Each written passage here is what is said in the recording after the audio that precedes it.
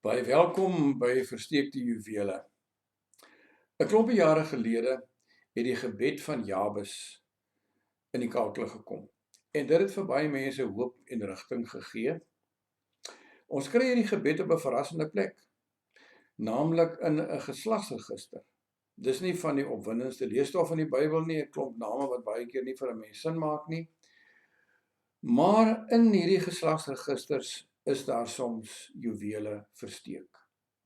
Jabes was 'n nakomeling van die stamvader Juda. Oorigens weet ons nie wie sy ouers was of van sy verdere familie nie, behalwe dat hy voorrang gekry het bo sy broers. En hoekom so? Waarskynlik omdat hy op 'n sekere manier gebid het. Die gebed van Jabes het hy seker nie net een keer gebid nie.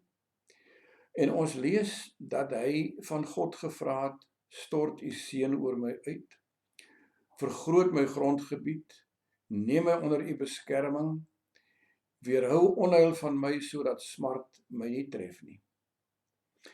Hy en sy ouers het waarskynlik smart beleef, want die naam Jabes het te doen met teenspoed. Te midde van teenspoed vra Jabes voorspoed. Nou, is dit nie maar eiesinnig ook en baie menslik nie? Maar tog kan ons te midde van rampspoed op God se hulp staatmaak, hom daarvoor vra.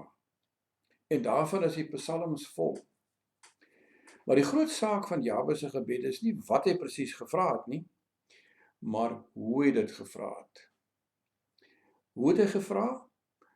Hy het die naam van die God van Israel aangeroep.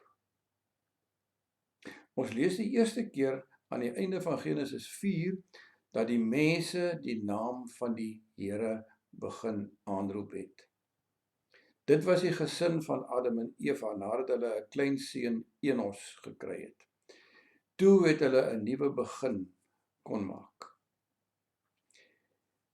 Die naam van die Here aanroep. Dit beteken om op God self te fokus. Dis nie maar om sekere dinge van God te vra, 'n versoekgebed nie. Dit gaan om die punt van die aanroeping van God, om daarby uit te kom.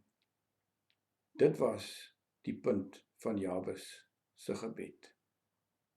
Toe kon hy vra wat werklik op sy hart lê. Fokus op God self.